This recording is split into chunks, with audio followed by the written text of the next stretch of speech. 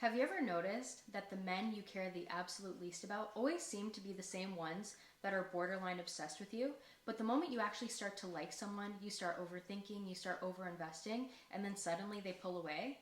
That is not a coincidence. People can feel your energy. The same way a woman can intuitively sense a man who is not fully committed to his partner is the same way a man can sense a woman who is emotionally dependent on him and has poor boundaries. I don't know about you, but for me, nothing kills my attraction towards someone faster than them lacking self-respect and being overly emotionally dependent on me. People want to feel wanted, not needed. Now that's where emotional detachment comes in. Emotional detachment is not about being aloof, it's not about being avoidant, it's about being emotionally diversified. And I know this because I've been there. When I was anxiously attached, I would bend over backwards trying to get people to like me. And it wasn't until I mastered emotional detachment that everything changed. And in today's video, I'm going to teach you step by step how you can do this for yourself. Hi, I'm Ale. I'm a dating strategist and women's coach here to help you step into your fullest potential so you can attract the love and respect you deserve. Too often what I see is women are incredible at setting boundaries. That is not the hard part. The hard part is when you actually become emotionally invested in a person.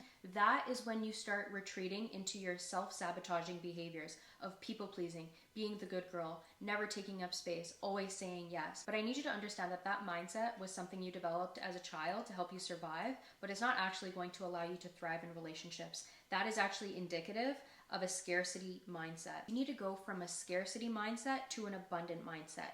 People want to be with people who respect themselves. And so I need you to understand that having a death grip on a person, on a situation, and depending on them emotionally is actually going to be the very thing that destroys the connection altogether, and it's not going to yield the outcome that you want. And it is those who are emotionally detached who are the most magnetic.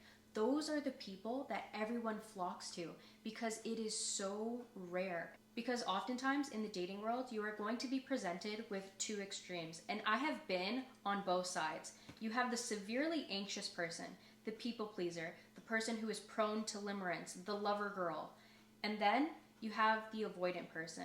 You have the person that runs at the first sign of commitment and is so scared of losing their independence that they turn to these self-sabotaging behaviors that keep them from real meaningful connections. And then you have the secure person who is in the middle of these two extremes. And not only are they rare, but they are so magnetic because they are abundant. They have such a rich emotional world that they know that they would rather be alone than be with someone whoever makes them question their worth. And it's in their ability to operate with a sense of confidence and such a strong sense of self that people are flocking towards them. They understand that they are the prize and they don't chase, they attract. They become the kind of person that everybody wants to be with. Now, what does that look like? They don't get attached to a person's potential, they only respond to reality. And if they are going to be attached to someone's potential, it's going to be their own. And they understand that if they're fantasizing about the potential of a person, it's because they don't like the reality that's being presented to them.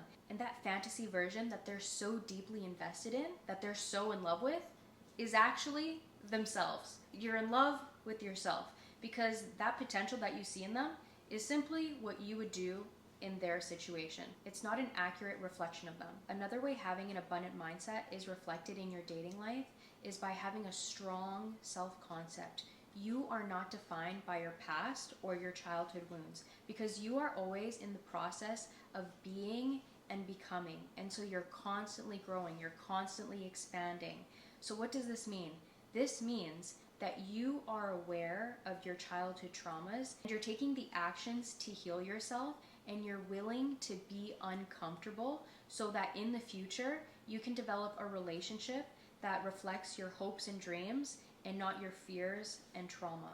And it's in being able to face yourself and do the hard work that you are able to show to other people that I'm willing to do the work on myself, and if you are going to be with me, you also need to be willing to do the work on yourself. Because remember, you will get in your life what you will tolerate. The second thing you are going to focus on to stay emotionally detached is emotional diversification. The biggest mistake that I see women make is they invest all of their emotional energy into their partner. And so their partner becomes their only source of emotional regulation, validation, fulfillment, and happiness. That is dangerous. I want you to think about how millionaires diversify their wealth. Could you imagine putting all of your eggs in one basket? No. Because when you are dependent, think about financial dependence, for example. If you are dependent on one job, one source of income, that makes you incredibly vulnerable. And so you're giving a person the power to feed you and starve you. But when you are able to diversify your sources of emotional fulfillment, validation, regulation, and happiness, that is when you are going to allow yourself to stay emotionally detached. Because if things don't work out, you're going to be fine. But if you are dependent on one person, on that one relationship, that entire relationship is going to become your identity. And so if that relationship ends, it's not just you're losing this person, but you're losing yourself as well. You're losing your identity. And so how you avoid this is you continue to feed into your creative passions, your hobbies, your interests, your career, your friends, so that you are emotionally abundant and you stay in your power. This is going to allow you to avoid addictive situations and relationships. I want you to think about the rat park experiment, where scientists took a rat and they put it in a cage with 2 water bottles. One was normal and one was laced with drugs. When the rat was isolated and alone, the rat always chose the drug-laced water. Then they redid the experiment, but this time they put the rat in Rat Park, which was a social environment where the rat could interact with other rats. There were tunnels, there was food, the rat could exercise, the rat could do so many more things. And the result was that the rat completely ignored the drugged water. And so what does that tell us? Addictions don't stem from the substance itself. It thrives in loneliness. And relationships are very much the same. If you lack a fulfilling career, you don't have any friends, and you don't have a strong sense of self, you are going to be more vulnerable to addictive situations and relationships, and you are going to find yourself clinging to people who don't have your best interest in mind. And it is only in your ability to diversify your emotional sources of validation, fulfillment, and happiness that you protect yourself. And that's why emotional diversification is so crucial. The stronger your life is outside of dating, the less likely you are to enter an emotionally addictive relationship. Now let's talk about some habits that you can practice that will help you stay emotionally detached. First habit is to do what you know, not what you feel. You are very selective with your time and energy, and you don't invest in a person based on how much you like them. You invest in them based on how much they are investing in you.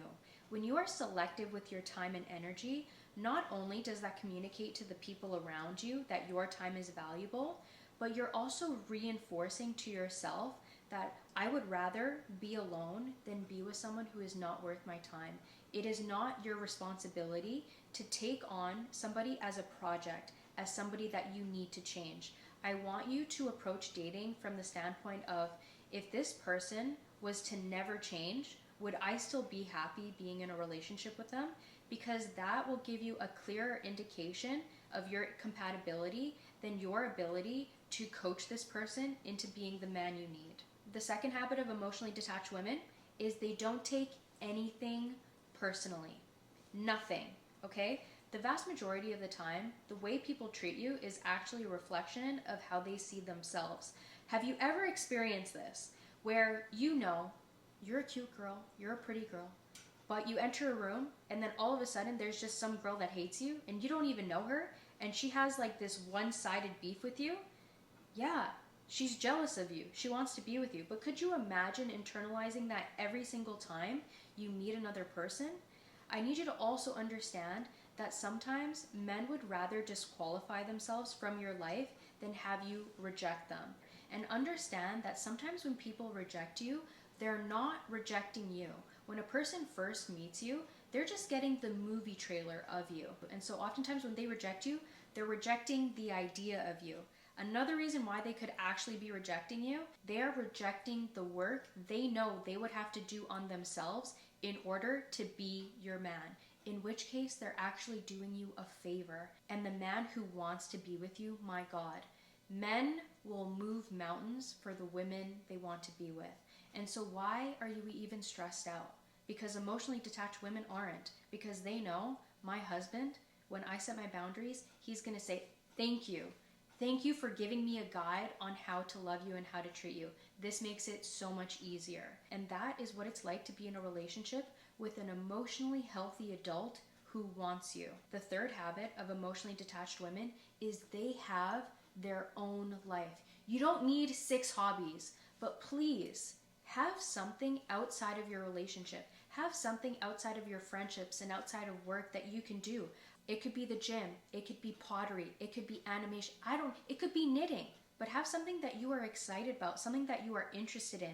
Because the most interesting people are people who are interested in expanding themselves, interested in growing, learning, developing themselves. And having your own life is going to allow you to see people as they are instead of who you want them to be. Because your life is already so full that you don't need this person to be something different than what they are, because you've got it. And that mentality is so attractive. And not only is that going to protect you from the time wasters, but that is going to allow the right people to come to you, because your life is full of you. It's not full of other people trying to fulfill the desires of those around you, but it's a true reflection of who you are.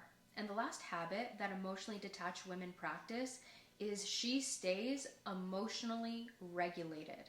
When you are emotionally regulated, that is what is going to allow you to level up, because your actions are going to reflect your hopes and dreams, not your self-sabotaging behaviors, not your trauma, not your scarcity mindset. She's not stressed because someone hasn't texted her back. She stays calm and she emotionally regulates, and it's in her ability to regulate herself that she feels safe in her body, because she doesn't have to turn to dysfunctional coping mechanisms to have her emotional needs met. And I know what you're thinking, well, Ale, how do I do this? What are some emotional regulation exercises? This is where the Emotional Mastery Workbook comes in. I also made an entire series that's available on my YouTube channel called the Becoming Unrecognizable series, where I teach you step by step how to regulate your emotions. And that is how you stay emotionally detached, so you're always approaching situations from a place of power instead of emotional dependency. If you're watching this on YouTube, be sure to subscribe so you never miss a video. And if you're listening to this on the podcast, be sure to subscribe and leave a review, and I'll see you in the next one.